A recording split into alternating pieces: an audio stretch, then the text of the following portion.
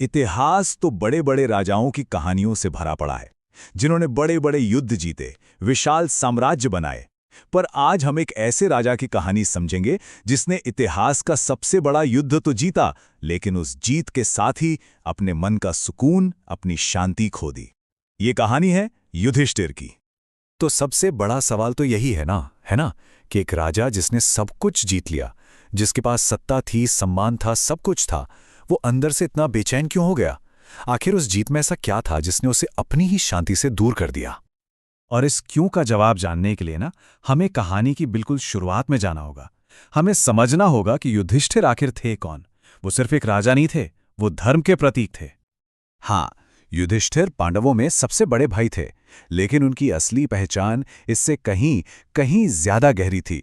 उन्हें धर्मराज कहा जाता था, मतलब धर्म का चलता फिरता साक्षात रूप। देखिए, उनके लिए सत्य और न्याय कोई बाहरी नियम नहीं थे कि आज मान लिया कल छोड़ दिया।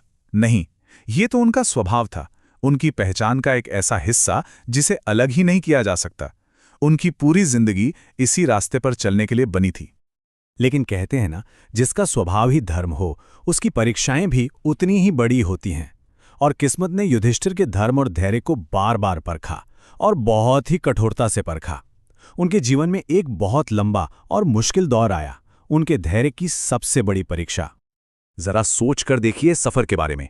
पहले तो सालों का लंबा वनवास, फिर 1 साल का अज्ञातवास, जहां अपनी पहचान तक छिपानी पड़ी, और इन सब के बाद इतिहास का सबसे भयानक और विनाशकारी युद्ध, महाभारत। लेकिन इतनी सारी मुश्किलों, इतनी पीड़ा के बीच एक चीज थी जो युधिष्ठिर ने कभी नहीं खोई, और वो था उनका धैर्य।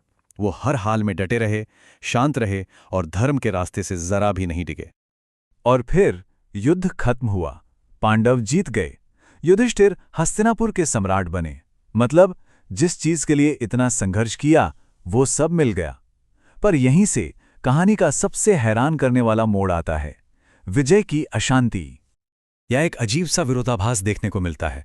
एक तरफ थी महाभारत के युद्ध में एक जबरदस्त जीत, सिंहासन था, सम्मान था, और दूसरी तरफ उस विजेता राजा का मन था जो बिल्कुल बेचैन और अशांत था। बाहर सब कुछ जीत लिया था, पर अंदर की शांति कहीं खो गई थी। यही सवाल अब युधिष्ठिर के सामने खड़ा था कि आखिर ऐसी जीत का मतलब ही क्या है जिसकी कीमत अपनों के खून से चुकानी पड़ी हो। उस राजपाट का क्या फायदा जो मन को सुकून देने के बजाय ग्लानि और दुख से भर दे। और इसी गहरी बेचैनी और इन सवालों के बोझ तले युधिष्ठिर ने एक ऐसा फैसला लिया जिसने सब कुछ बदल दिया। उन्होंने सिंहासन का रास्ता नहीं चुना, बल्कि एक बिल्कुल अलग रास्ता चुना, स्वर्ग की राह। ये रास्ता कह सकते हैं 3 कदमों का था। पहला था त्याग। उन्होंने राजपाट, सारी दुनियावी शक्ति, सब कुछ छोड़ दिया। दूसरा कदम था सच। वो अपने सबसे बुनियादी सिद्धांत यानी सच के रास्ते पर वापस लौटे। और फिर इन दोनों के साथ उन्होंने अपनी आखिरी यात्रा शुरू की, स्वर्ग की राह पर। तो ये कोई हार नहीं थी, नहीं ये मैदान छोड़कर भागना था, नहीं, ये तो एक अलग ही तरह की जीत थी। एक ऐसी जीत जो किसी बाहरी दुश्मन पर नहीं, बल्कि अपने ही मन की अशांति और दुख पर पाई गई थी। ये एक आंतरिक विजय थी। तो युधिष्ठिर की ये कहानी हमें एक बहुत गहरे सवाल पर लाके छोड़ देती है कि असली शांति बाहरी दुनिया को जीतने में है या सब कुछ त्याग कर अपने अंदर के सत्य को पाने में। और इसका जवाब शायद हम सबको अपने अपने अंदर ही खोजना होगा।